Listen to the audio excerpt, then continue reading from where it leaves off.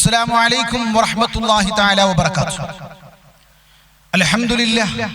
الحمد لله رب العالمين والصلاة والسلام على سيدنا محمد وعلى آله وصحبه أجمعين أما بعد. ഏറ്റവും ബഹുമാനവും സ്നേഹവും നിറഞ്ഞ സത്യവിശ്വാസികളെ, അല്ലാഹു സുബ്ഹാനഹു വ തആല ഈ മജ്ലിസിനെ ഖബൂൽ ചെയ്യുമാറാവട്ടെ. ഇന്ന് നമ്മൾ ചർച്ച ചെയ്യപ്പെടുന്ന വിഷയം സിഹ്റ. ഇത് കേൾക്കുമ്പോൾ തന്നെ നമുക്കൊരു പേടിയാണ്. ഞാൻ പലപ്പോഴും ഹജ്ജ് ക്ലാസിന്റെയും ഉംറ ക്ലാസിന്റെയും ദിവസങ്ങൾ പറയാറുണ്ട്, ഈ ഒരു വേള ഒരുപാട് ആളുകൾ ഹജ്ജിന് പോകുന്ന ആളുകളുണ്ട്. ഈ ശബ്ദം കേൾക്കുന്നവരുണ്ട്, നമ്മുടെ മഹല്ലത്തിലുണ്ട്, നമ്മളുമായി ബന്ധപ്പെടുന്ന ആളുകളുണ്ട്. അവരോടൊക്കെ ആദ്യമായി പറയാനുള്ളത്, ഹജ്ജ് എന്ന് പറയുന്ന കർമ്മത്തിന് വേണ്ടി ഒരുങ്ങുമ്പോ ഒരുപാട് പുസ്തകങ്ങൾ നമ്മൾ നോക്കും, ഒരുപാട് കിതാബുകൾ നമ്മൾ നോക്കും, ഒരുപാട് പേടിയും ബേജാറും കടന്നുകൂടും. പടച്ചോനെ, ഹജ്ജിന് പോയാൽ എനിക്ക് ചൊല്ലി പറയാൻ അറിയില്ല. ചില ഉമ്മമാരൊക്കെ ആകെ ടെൻഷനാവും. ഞാൻ എന്താ ചൊല്ലുക, ഞാൻ എന്താ പറയുക, ഞാൻ എന്താണ് ചെയ്യുക? എന്നാൽ എന്റെ പ്രിയപ്പെട്ട ഹാജിമാരോട്, അജ്ജുമ്മമാരോട് പറയാനുള്ളത്, ഹജ്ജ് എന്ന് പറയുന്ന കർമ്മത്തിൽ, ഉംറ എന്ന് പറയുന്ന കർമ്മത്തിൽ നാവുകൊണ്ട് പറഞ്ഞാലേ ശരിയാകൂ. അങ്ങനത്തെ ഒരു അമല് ഹജ്ജിനില്ല, ഉംറക്കുല്ല. ഞാനത് പറയാനുള്ള കാരണം, ആ ഒരു പേടിയും ബേജാറും. ഹജ്ജ് പഠിച്ചോനെ, ഞാൻ എന്താ ചെയ്യാൻ? അതുപോലെയാണ് സിഹ്ർ എന്ന് പറയുമ്പോ നമ്മൾ ആകെ ബേജാറാവുകയാണ്. ആ ഒരു സൊല്യൂഷൻ, അത് പരിഹാരമല്ല നമ്മൾ തേടുക. എനിക്ക് സിഹ്ർ ഉണ്ട് എന്ന് ഒരാൾ പറഞ്ഞു പോയാൽ പിന്നെ നമുക്ക് വ്യാധി കൂടി, ബേജാറ് കൂടി. ആരംഭപ്പൂവായ അഷ്റഫുൽ ഖൽഖ് ത്വാഹ റസൂലുള്ളാഹി സ്വല്ലല്ലാഹു അലൈഹി വസല്ലമ തങ്ങൾക്കടക്കം സിഹ്ർ ബാധിച്ചിട്ടുണ്ട്. ഒരുപാട് യൂട്യൂബുകൾ എടുത്തു നോക്കുമ്പോ, ഒരുപാട് പ്രഭാഷണങ്ങൾ എടുത്തു നോക്കുമ്പോൾ അതിലെല്ലാം നമുക്ക് കാണാൻ കഴിയുന്നത്, കേൾക്കാൻ കഴിയുന്നത്, സിഹ്ർ ബാധിച്ചു, പരിഹാരം. അവർ പറയുന്ന പരിഹാരങ്ങൾ. എന്നാൽ ഞാൻ നിങ്ങളോടൊക്കെ പറയുന്നു, സിഹ്ർ എന്ന് പറയുന്ന ആ ഒരു പേര് നമ്മളെ ഭയപ്പാടിലാക്കുന്നു എന്നാണ്. അതിനുള്ള പരിഹാരമാണ് എന്റെ പ്രിയപ്പെട്ടവരെ നമ്മളൊക്കെ മനസ്സിലാക്കേണ്ടത്. റസൂലുള്ളാഹി തങ്ങൾക്ക് സിഹ്ർ ബാധിച്ചിട്ടുണ്ട്. സിഹ്റും കണ്ണേറും ഹക്കാണ്, സത്യമാണ്. പക്ഷേ അതിനുള്ള പരിഹാരമാണ് നാം മനസ്സിലാക്കേണ്ടത്. ആ ഒരു പരിഹാരം നമ്മുടെ മുമ്പിൽ ഉണ്ടെങ്കിൽ, എന്നാൽ നമുക്ക് പേടിക്കാനില്ല. പരിചയം നമ്മുടെ മുമ്പിൽ ഉണ്ടാവണം, പരിചയം നമ്മൾ എടുത്തുണ്ടാവണം. ചില ഉമ്മമാരൊക്കെ സിഹ്റിന്റെ ഭയപ്പാടിലാണ്. സിഹ്ർ ഒരാൾ ചെയ്തതല്ല വിഷയം, അല്ലെങ്കിൽ സിഹ്ർ ഒരാൾ ഏറ്റതല്ല അവരുടെ പ്രശ്നം. ആ സിഹ്റിന്റെ അടിസ്ഥാനം ഭയപ്പാടാണ്. സിഹ്ർ എവിടെ നിന്നുണ്ടാകുന്നു? സിഹ്ർ അഹങ്കാരത്തിൽ നിന്നുണ്ടാകുന്നതാണ്. സിഹ്ർ എന്ന് പറയുന്നത് ഒരുപാട് ആളുകൾക്ക് തോന്നൽ മാത്രമാണ്. അയൽവക്കത്തെ വീട്ടുകാർ എന്തെങ്കിലും പറഞ്ഞാൽ, അയൽവക്കത്തെ വീട്ടുകാർ രാവിലെ എവിടേക്കെങ്കിലും മാറ്റിയിറങ്ങിയാൽ, കുടുംബത്തിൽപ്പെട്ടവർ ഏതെങ്കിലും തങ്ങളോ മൗല്യമാരോ സമീപിച്ചാൽ, നമ്മളുടെ കൽബിൽ നിന്ന് നമ്മൾ ചിന്തിക്കുന്ന ഒരു ചിന്തയുണ്ട്, നമ്മൾ സംവിധാനിക്കുന്ന ഒരു സംവിധാനമുണ്ട്, നമ്മൾ കെട്ടിപ്പടുക്കുന്ന ചില ആശയങ്ങളുണ്ട്. അതിന്റെ പേരാണ് സിഹ്ർ. അവർ എനിക്ക് ചെയ്യാൻ വേണ്ടി പോയതാണ്. അവരവിടെ കുമ്പിട്ട് നിന്നത് എനിക്ക് കുഴിച്ചിടാൻ വേണ്ടിയിട്ടാണ്. അവരിവിടെ വന്നു പോയപ്പോഴാണ് ഒരു വല്ലാത്ത ഒരു മണം ഉണ്ടായത്. അവരെന്തോ ഒന്ന് കുഴിച്ചിട്ടിട്ടുണ്ട്, അവരെന്തോ ഒന്ന് ചെയ്തിട്ടുണ്ട്, അവരെന്തോ ഒന്ന് കലക്കി തന്നിട്ടുണ്ട്. ഇങ്ങനെയുള്ള വ്യാധികളാണ് മനുഷ്യനെ നശിപ്പിച്ചുകൊണ്ടിരിക്കുന്നത്. ഒരു സിഹ്ർ എനിക്കുണ്ട് എന്ന് പറഞ്ഞ് അവൻ ഉദ്ദേശിക്കുന്ന രൂപത്തിൽ അതിന് പരിഹാരമില്ലെങ്കിൽ പിന്നെ അവർക്ക് തോന്നുകയാണ്, ഞാൻ ജീവിച്ചിട്ട് എന്താ കാര്യം? ആദ്യമായി എന്റെ പ്രിയപ്പെട്ടവരെ മനസ്സിലാക്കണം, സിഹ്ർ ബാധിച്ചൊരു മനുഷ്യൻ ഒരുപാട് അടയാളങ്ങളുണ്ട്. അടയാളങ്ങൾ ഉണ്ടെങ്കിലും ആ സിഹ്റ് നമുക്ക് ഹിമ്മത്തുകളെ കൊണ്ട്, നമ്മളെ വിശുദ്ധമായ ഖുർആൻ കൊണ്ട്, നമ്മുടെ ജീവിത ശൈലി കൊണ്ട് തടയാൻ കഴിയും.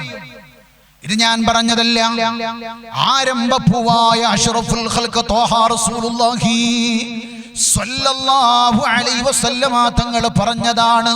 വിശുദ്ധമായ ഖുർആനാണ്. ഒരാൾക്ക് സിഹ്റ് ബാധിച്ചാൽ എന്താണ് അടയാളങ്ങൾ?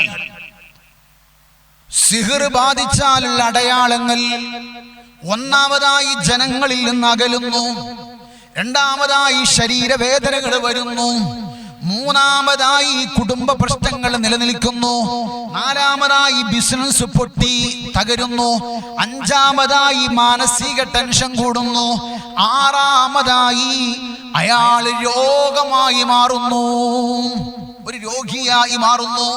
ഇതിനുള്ള പരിഹാരം ആരംഭപ്പൂവായ മുത്തൊളീമുത്ത് മുഹമ്മദ് മുസ്തഫ സ്വല്ലല്ലാഹു അലൈഹി വസല്ലമ തങ്ങൾ പറയുന്നു. സൂറത്തുൽ ഫലഖ്, സൂറത്തുൻ നാസ്, വിശുദ്ധമായ ഖുർആൻ സൂറത്തുൽ ഫലഖും സൂറത്തുൻ നാസും ഓതിയിട്ട് വെള്ളത്തിൽ മന്ത്രിച്ച് ശുദ്ധിയുള്ള ഒരു സ്ഥലത്തിരുന്നിട്ട് ആ വെള്ളം ശരീരത്തിലൂടെ ഒഴിച്ചാൽ എല്ലാ സിഹ്റും ബാത്തിലാകും, എല്ലാ സിഹ്റും ബാത്തിലാകും. അതാണ് അതിന്റെ പരിഹാരം. സിഹ്റ് മാറ്റാനുള്ള പരിഹാരമാണ്. ഒരു വീട്ടിൽ താമസിക്കാൻ സുഖമില്ല, അതുപോലെ കച്ചവടത്തിന് ബർക്കത്തില്ല, ജീവിതത്തിൽ എപ്പോഴും പ്രയാസങ്ങളും പ്രശ്നങ്ങളും കുടുംബ കലഹങ്ങൾ ഉണ്ടാകുന്നു അല്ലെ? ചില ആളുകൾക്കൊക്കെ പറയാറുണ്ടാവുക, ഉസ്താദേ ഞങ്ങൾ തമ്മിൽ ഒരു പ്രശ്നമില്ല, എന്നാ കെടുപ്പറയിലേക്ക് അങ്ങ് ചെന്നാലോ? അയാൾ പറയുന്നത് എനിക്ക് പറ്റൂല, ഞാൻ പറയണ അയാൾക്കും പറ്റൂല. അത് അപ്പത്തിനായിട്ട് ശരിയാവും. പിന്നെ എന്ത് ചെയ്യും? ഞങ്ങൾ രണ്ടാളും കൊത്തുകൂടും.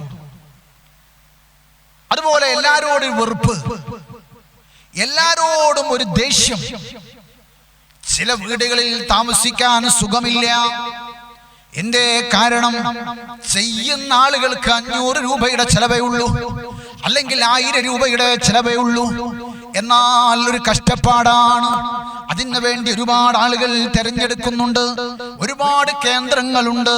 പൈശാചികമായ ഷർറുകൾ ആവാഹിച്ചിട്ടല്ലാതെ സിഹ്റ് ചെയ്യാൻ കഴിയില്ല.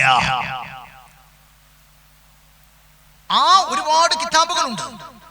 ആ കിതാബിൽ ചെയ്യാൻ പാടില്ലാത്തതും ചെയ്യാൻ പാടുള്ളതുമായ ഒരുപാട് ഇൽമുകളുണ്ട്,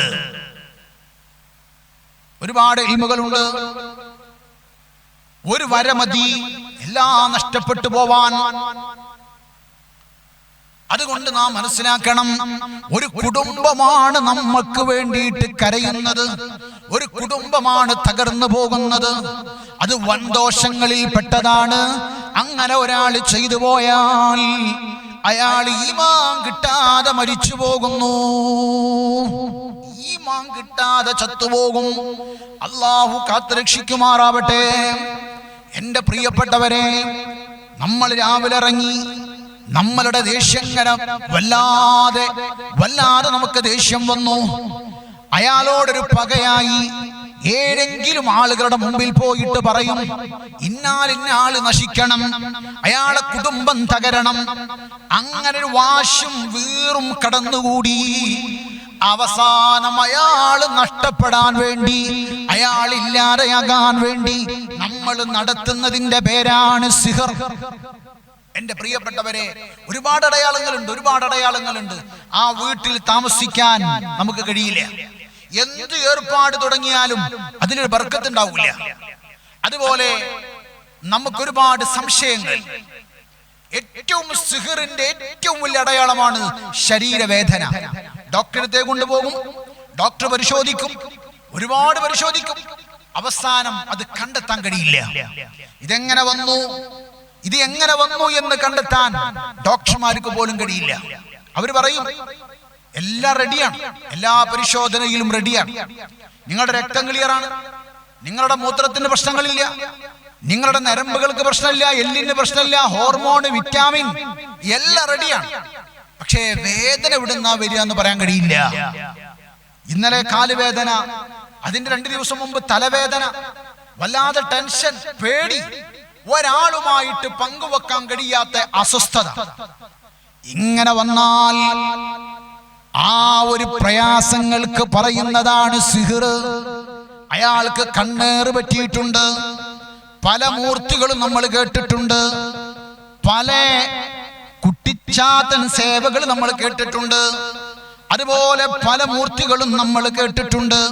ഇതെല്ലാം മനുഷ്യ ശരീരത്തിലേക്ക് അങ്ങ് കയറിപ്പോയാൽ അത് മാറ്റാനുള്ള ഏറ്റവും അറിയുന്ന ആളുകളുടെ മുമ്പിലെത്തിയാൽ അവരോടൊന്നൊരൊറ്റ ആയത്തുൽ കുർസി മതി ആ പിശാചി ശരീരത്തിൽ നിന്ന് ഓടി രക്ഷപ്പെടാൻ. അങ്ങനെയുള്ള ആളുകളുമായിട്ട് സമീപിക്കാനാണ് നമ്മളൊക്കെ തയ്യാറാവേണ്ടത്. അങ്ങനെയുള്ള ആളുകളുമായിട്ട് നമ്മൾ സമീപിക്കണം. അങ്ങനെ നമ്മുടെ ശരീരത്തിനെ ശുദ്ധീകരിക്കണം. നിസ്കാരത്തിന് നമ്മൾ തയ്യാറായാൽ നമ്മുടെ ചിന്ത പോവുകയാണ്. അതുപോലെ നല്ല അമല് ചെയ്യുമ്പോ, വിശുദ്ധമായ ഖുർആൻ ഓതുമ്പോ കൂട്ടുവായട് വരുന്നു, അമിതമായ വിയർപ്പ് വരുന്നു. അതുപോലെ വല്ലാത്തൊരു പ്രയാസങ്ങൾ വീട്ടിലേക്ക് കയറുമ്പോ ടെൻഷൻ കൂടുകയാണ്. ഇരുന്നോട്ട് ഇത് ഇരിപ്പൊട്ടുന്നില്ല, ഇരിക്കുമ്പോ നടക്കാൻ തോന്നുക, നടക്കുമ്പോ കെടുക്കാൻ തോന്നുക, അങ്ങനെ എണീറ്റ് ഓടാൻ തോന്നുക. ഇങ്ങനെ മനുഷ്യനെ വല്ലാതെ അലട്ടും സിഹർ. ആ സിഹിർ ഏത് രൂപത്തിലാണ് വന്നത്? ഒരാൾ വിട്ടതാണോ, അല്ലെങ്കിൽ പറ്റിയതാണോ, പറ്റിപ്പോയതാണോ? ഇതിനെക്കുറിച്ചൊന്ന് അന്വേഷിച്ചുകൊണ്ട് ചികിത്സ തേടിയാൽ ഇതെല്ലാം വിശുദ്ധമായ ഖുർആൻ പറയുന്നതാണ്. ഒരാൾ അൽ ബഖറ സൂറത്ത് ഒരാൾ പതിവാക്കിയാൽ ഒരു ടാസ്ക് ആണ്. 1 മണിക്കൂർ 1.25 മണിക്കൂർ ഉണ്ടാകും. അത് ഒരാൾ ഓതിയാൽ അയാളെ ശരീരത്തിൽ സിഹിർ ബാധിക്കില്ല. മഹാന്മാരായ പണ്ഡിതന്മാർ നമ്മൾ കരുതേണ്ടത് നമ്മളെ ഹിമ്മത്തുകളെ കൊണ്ട്, ഈമാനിനെ കൊണ്ട് നേരിടണം. ഇനി ഞാൻ പറയാം, 40 ദിവസമാണ് ഒരാളുടെ ശരീരത്തിൽ സിഹിർ നിലനിൽക്കുക. 40 ദിവസം. 40 ദിവസം കഴിഞ്ഞാൽ അതിങ്ങനെ ശരീരത്തിൽ നിന്ന് മാറിക്കൊണ്ടിരിക്കും. അതിങ്ങനെ ശരീരത്തിൽ നിന്ന് അറിയാതെ ഇങ്ങനെ മാറിക്കൊണ്ടിരിക്കും. ആ ഒരു 40 ദിവസം വിശുദ്ധമായ ഖുർആനുമായിട്ട് നമ്മൾ മുന്നോട്ട് പോയാൽ സിഹിറിനെ നമുക്ക് ബാത്തിലാക്കാൻ കഴിയും. അങ്ങനെ വിശുദ്ധമായ ഖുർആൻ ഓതി ദിക്റുകൾ ചൊല്ലി അല്ലാഹുവിലേക്ക് കരഞ്ഞുകൊണ്ട് സിഹിറിനെ ബാത്തിലാക്കാൻ നമുക്ക് കഴിയണം. സിഹിറുണ്ടോ? സിഹിറുണ്ട്, സിഹിറുണ്ട്. മുത്തുനബിക്ക് പറ്റിയതും അതുപോലെ കണ്ണേറുണ്ടോ? അതൊക്കെ നമുക്കുണ്ട് എന്നുള്ളത് എല്ലാ ആളുകളും വിശ്വസിക്കുന്നതാണ്. അത് മാറ്റാനുള്ള മരുന്ന് ഖുർആനുമാണ്. ഖുർആനുമാണ്. നമ്മൾ ആദ്യം മനസ്സിലാക്കേണ്ടത് ആരംഭപ്പൂവായ മുത്തൊളി മുത്തു മുഹമ്മദ് മുസ്തഫ സ്വല്ലല്ലാഹു അലൈഹി വസല്ലമ തങ്ങൾക്ക് ജിബ്രീൽ അലൈഹിസ്സലാത്തു വസ്സലാം മുഖാന്തരം പറഞ്ഞു കൊടുത്ത സിഹിർ മാറ്റാനുള്ള ഏറ്റവും വലിയ മരുന്ന് ഒരു ഡോക്ടർ. ആരാണ് ഡോക്ടർ? ആരംഭപ്പൂവായ അഷ്റഫുൽ ഖൽഖ് ത്വഹ റസൂലുള്ളാഹി സ്വല്ലല്ലാഹു അലൈഹി വസല്ലമ തങ്ങൾക്ക് സിഹിർ ബാധിച്ചപ്പോൾ അത് മാറ്റാനുള്ള മരുന്ന് പറഞ്ഞു തന്നത് ജിബ്രീൽ അലൈഹിസ്സലാത്തു വസ്സലാമാണ്. ജിബ്രീൽ അലൈഹിസ്സലാത്തു വസ്സലാം പറഞ്ഞു തരുന്ന മരുന്നിന്റെ അപ്പുറത്ത് പറയാൻ വേറെ ഏത് മരുന്നാണ്? വേറൊരു മരുന്നില്ല. ആയത്തുൽ കുർസി, അതുപോലെ സൂറത്തുൽ ഫലഖ്, സൂറത്തുൻ നാസ്, ഇത് ഓതിയിട്ട് മന്ത്രിച്ചാൽ ശരീരത്തിലെ എല്ലാ പൈശാചികമായ ഷർറുകളും മാറ്റാൻ കഴിയും. ആ ഒരു രൂപമാണ് നമ്മുടെ മുമ്പിലൊക്കെ ഉണ്ടാവേണ്ടത്. നമ്മൾ ആദ്യം ചിന്തിക്കുന്ന ഒരു വിഷയമുണ്ട്. സിഹിർ നമുക്ക് പറ്റി എന്നൊരാൾ അറിഞ്ഞാൽ, ഞാൻ ഈ പറയപ്പെടുന്ന അടയാളങ്ങൾ ഒരാൾക്കുണ്ട് എന്ന് അയാൾ മനസ്സിലാക്കിയാൽ, ഇവിടൊക്കെ നമ്മൾ ചിന്തിക്കേണ്ട ഏറ്റവും വലിയ പോയിന്റ് ഉണ്ട്. ഒരുപാട് സിഹിറിന്റെ അടയാളങ്ങൾ പറയും. മനുഷ്യ ശരീരങ്ങളിൽ ഉണ്ടാകുന്ന, മനുഷ്യന്റെ ഹിൽഖിയായ ത്വബഈയത്തിൽ ഉണ്ടാകുന്ന ഒരുപാട് രോഗങ്ങളുണ്ട്. അതെല്ലാം സിഹിറിലേക്ക് നിങ്ങൾ കൂട്ടരുത്. എന്റെ ഉമ്മ പെട്ടെന്ന് മരിച്ച സിഹിറുകൊണ്ടാണ്, എന്റെ ബാപ്പ പെട്ടെന്ന് മരിച്ച സിഹിറുകൊണ്ടാണ്, എനിക്ക് കാലുവേദന സിഹിറുകൊണ്ടാണ്. അതുപോലെ അന്ന് പണ്ടൊരു ഉസ്താദ് പറഞ്ഞല്ലോ, തങ്ങൾ പറഞ്ഞല്ലോ, വീട്ടിലിരിക്കാൻ സുഖമില്ല, അത് സിഹിറുകൊണ്ടാണ്. എല്ലാം സിഹിറിലേക്ക് പൈചാരുന്നൊരവസ്ഥ ഇന്ന് ഒരുപാട് ഉമ്മമാരിൽ രക്ഷിതാക്കളിലുണ്ട്. അവർക്ക് എന്താ പണി? രാവിലെ അങ്ങോട്ട് ഇറങ്ങും. ഏതെങ്കിലും തങ്ങന്മാരും ഏതെങ്കിലും മൗല്യന്മാരായാൽ മതി. അങ്ങനെ അവരെന്ത് ചെയ്യും? അതിനനുസരിച്ച് ഇങ്ങനെ പണം ചെലവാക്കി അതിന്റെ പിന്നാലെ ഫോളോ ചെയ്യുന്ന ഒരുപാട് ആളുകളുണ്ട്. അവരോട് ഞാൻ പറയുന്നു, സിഹിറിന് ഏറ്റവും വലിയ മരുന്ന് ആരംഭപ്പൂവായ അഷ്റഫുൽ ഖൽഖ് ത്വാഹ റസൂലുള്ളാഹി സ്വല്ലല്ലാഹു അലൈഹി വസല്ലമ തങ്ങളെ ചികിത്സിച്ച ജിബ്രീൽ അലൈഹിസ്സലാത്തു വസ്സലാമിന്റെ മരുന്നാണ്. അതേതാണ്? ഞാൻ പറഞ്ഞു സൂറത്തുൽ ഫലഖും സൂറത്തുൻ നാസ്. 40 ദിവസം നിങ്ങൾക്ക് പിടിച്ചു നിൽക്കാൻ പറ്റുമോ വിശുദ്ധമായ ഖുർആൻ കൊണ്ട്? എന്നാൽ ഏത് പിശാചും ഏത് കുട്ടിച്ചാത്തനാണെങ്കിലും ഏത് ചെക്കുട്ടിയാണെങ്കിലും ഉടുമൂർത്തിയാണെങ്കിലും അതെല്ലാം നമ്മുടെ ശരീരത്തിൽ നിന്ന് പോകാൻ വിശുദ്ധമായ ഖുർആൻ ഓതിയാൽ മതി. നമ്മുടെ വീട്ടിന്റെ അകത്തളങ്ങളിൽ ഇരുന്ന് വിശുദ്ധമായ ഖുർആൻ പിടിച്ചിട്ട് ആ വിശുദ്ധമായ ഖുർആനിലെ ആയത്തുൽ കുർസി 21 വട്ടം ഓതിയിട്ട് കയ്യിൽ മന്ത്രിച്ചിട്ട് തല മുതൽ കാല് വരെ ഒന്ന് തടവിയാൽ എല്ലാ കണ്ണേറുകളും മാറും.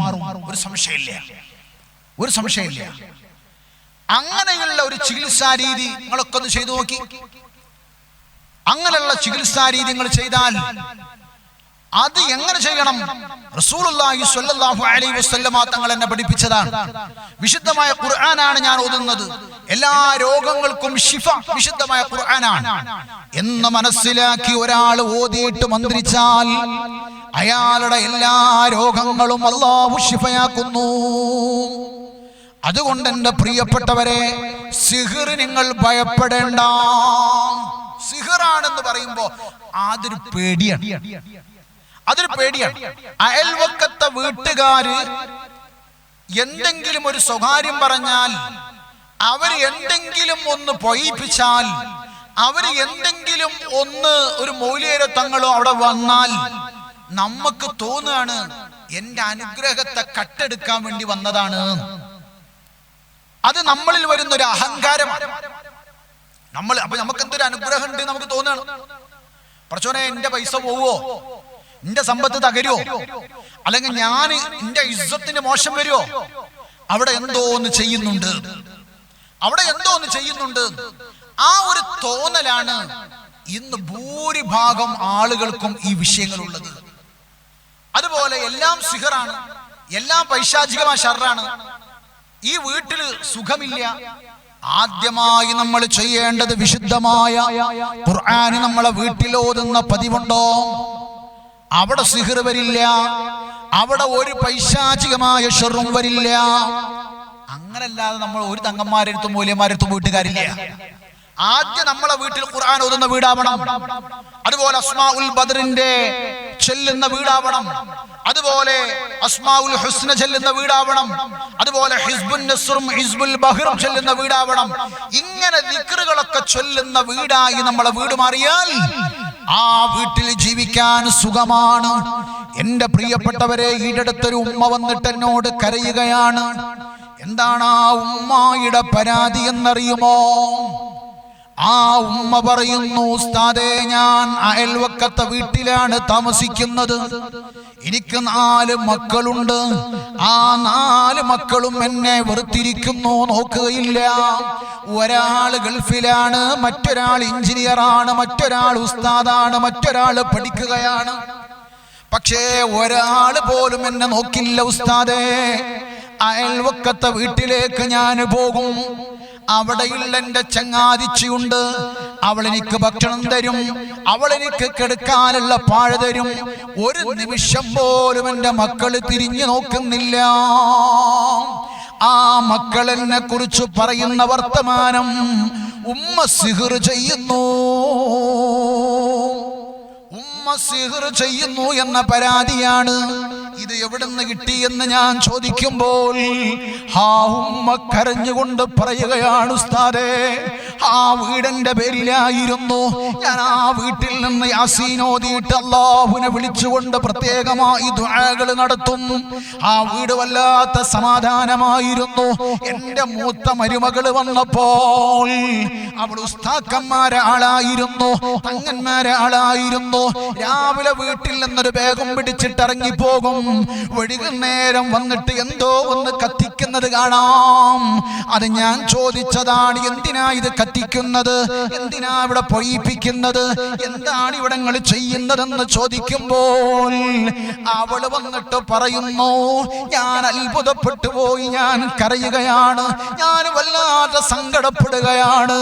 അതാ എന്റെ മുഖത്ത് നോക്കിയിട്ട് പറയുന്നു, ഇന്നാലിന്ന മൗലിയര് പറഞ്ഞിട്ടുണ്ട്, ഇന്നാലിന്ന തങ്ങൾ പറഞ്ഞിട്ടുണ്ട്, ഇന്നാലിന്ന ചികിത്സാരി പറഞ്ഞിട്ടുണ്ട്, നിങ്ങളെ ഉമ്മ സിഹ്ർ ചെയ്യുന്നു. ഉസ്താദേ, സങ്കടമാണ്. അന്ന് ഞാൻ എൻ്റെ നിസ്കാരക്കുപ്പായം ഉറയിലാക്കി, ഞാൻ ഉപയോഗിക്കുന്ന പാത്രം ഞാൻ ഉറയിലാക്കി, അതുപോലെ എനിക്ക് വേണ്ട സാധനങ്ങളെല്ലാം ഞാൻ ഉറയിലാക്കി. ഞാൻ നേരെ കൊണ്ടുപോയി അയൽവക്കത്ത് വീട്ടിൽ വെക്കുമ്പോ എൻ്റെ മരുമകള് പറഞ്ഞ വാക്കെൻ്റെ കൽബിൽ നിന്നും പേടിയാണ്. ഞാൻ കാണിച്ചു തരാം, നിങ്ങൾ മരിക്കോളം കഷ്ടപ്പെടും എന്ന് പറയുന്ന വാക്ക് എന്റെ നെഞ്ചത്ത് കുത്തിയതുപോലെയാണ്. ഇവിടെ എന്ത് സംഭവിച്ചു എന്ന് എനിക്കറിയില്ല. ആ മക്കളുടെ ഉപ്പ ചെറുപ്പത്തിലെ മരണപ്പെട്ടു പോയതാണ്. ആ മക്കള് ചെറുതായുമ്പോ അയൽവക്കത്തെ വീട്ടിലും പരിസര പ്രദേശങ്ങളിലുള്ള വീട്ടിലും ഞാൻ പ്രസവ പണിക്ക് ചെന്നിട്ട് അവിടെ നിന്ന് കിട്ടുന്ന കാശുമായിട്ടാണ് ഇവർക്ക് ഭക്ഷണം കൊടുത്തിരുന്നത്, ഇവരെ തീറ്റിപ്പോറ്റിരുന്നത്, ഇവരെ വളർത്തിയിരുന്നത്, ഇവർക്ക് ഫീസ് കൊടുത്തിരുന്നത്. ഞാൻ വല്ലാത്ത പ്രയാസത്തിലാ. അതുകൊണ്ട് എൻ്റെ പ്രിയപ്പെട്ട ഉമ്മ, ഇങ്ങനെ ഓരോരോ വീട്ടുകാരും കഷ്ടപ്പെടുകയാണ്. ആങ്ങളയോട് തെറ്റാണ്, പെങ്ങളോട് തെറ്റാണ്, സ്വന്തം ഉമ്മയോട് തെറ്റാണ്, സ്വന്തം ഉപ്പയോട് തെറ്റാണ്, സ്വന്തം കുടുംബത്തിനോട് തെറ്റാണ്, അയൽവക്കക്കാരോട് തെറ്റാണ്. എന്തേ കാരണം? ചെറിയൊരു തോന്നൽ രോഗമാണ്, തെറ്റിദ്ധാരണ. അവരെനിക്ക് ചെയ്തു പോയി, ഞാൻ അവർക്ക് ചെയ്തോ എന്നവർ സംശയിക്കുന്നുണ്ടോ? ഇങ്ങനെ വെറും തെറ്റിദ്ധാരണയിലാ നമ്മൾ അകറ്റുന്നത്. അതുകൊണ്ട് ശ്രദ്ധിച്ചോ, അതുകൊണ്ട് മനസ്സിലാക്കിക്കോ, അല്ലാഹു പൊരുത്തപ്പെടാത്തതാ. ഒരാളോട് തെറ്റി നിന്നാൽ അവന്റെ നിസ്കാരം അല്ലാഹ്ക്ക് വേണ്ട, അവന്റെ പ്രാർത്ഥന അല്ലാഹ്ക്ക് വേണ്ട, അവന്റെ ഇബാദത്ത് അല്ലാഹ്ക്ക് വേണ്ട, അവന്റെ നിസ്കാരങ്ങളോ നോമ്പുകളോ ഇബാദത്തുകളോ ദുആകളോ ഇസ്തിഗ്ഫാറുകളോ അല്ലാഹ്ക്ക് വേണ്ട എൻ്റെ പ്രിയപ്പെട്ടവരെ. അതുകൊണ്ട് ശ്രദ്ധിച്ചോ, സിഹ്റെന്ന പേരില് ആകെ ഭയപ്പെട്ടിരിക്കുന്ന വീട്ടുകാരുണ്ട്. ജീവിക്കാൻ സുഖമില്ല, കച്ചവടത്തിൽ ബർക്കത്തില്ല, ഗൾഫിൽ നിൽക്കാൻ തോന്നുന്നില്ല, അതുപോലെ പ്രയാസപ്പെട്ട് ബുദ്ധിമുട്ട് ടെൻഷനായിട്ട് ഉസ്താദുമാരുടെ മുമ്പിൽ വരുമ്പോൾ അവര് പേടിപ്പിക്കല്ല, ബേജാറാക്കല്ല, ടെൻഷനാക്കല്ല. എൻ്റെ ഉസ്താദുമാരോട് പറയാനുള്ളത്, എൻ്റെ തങ്ങന്മാരോട് സ്നേഹത്താൽ പറയാനുള്ളത്, അവര് നിങ്ങളെ സമീപിക്കുന്നത് മനസ്സമാധാനത്തിന് വേണ്ടിയിട്ടാണ്. അവരിറക്കി വെക്കുന്ന സങ്കടങ്ങള്, അവര് പറയുന്ന ദുഃഖങ്ങള്, അവര് പറയുന്ന പ്രശ്നങ്ങളെല്ലാം കേട്ടിട്ട് വിശുദ്ധമായ ഖുർആനിലൂടെ അവർക്ക് ചികിത്സ കൊടുക്കാൻ നമ്മൾ തയ്യാറാവണേ. അല്ലാഹു നമുക്ക് തൗഫീഖ് തരട്ടെ. ഇത്രയും പറഞ്ഞുകൊണ്ട് ഞാൻ നിർത്തുകയാണ്. അല്ലാഹു സുബ്ഹാനഹു വ തആല നമ്മുടെ ജീവിതത്തിൽ അല്ലാഹു ബർക്കത്ത് ചെയ്യുമാറാവട്ടെ. സിഹ്ർ എന്ന് പറയുന്ന ആ വലിയ ഭയാനകരമായ അപകട മുസീബത്ത് ബലാകളെ തൊട്ട് അല്ലാഹു നമ്മളെ കാക്കുമാറാവട്ടെ എന്ന് വളരെ സ്നേഹത്തോടുകൂടെ നിങ്ങളൊക്കെ പ്രാർത്ഥിക്കണേ എന്ന് മാത്രം പറഞ്ഞുകൊണ്ട് ഞാൻ നിർത്തുന്നു. അസ്സലാമു അലൈക്കും വറഹ്മത്തുള്ളാഹി.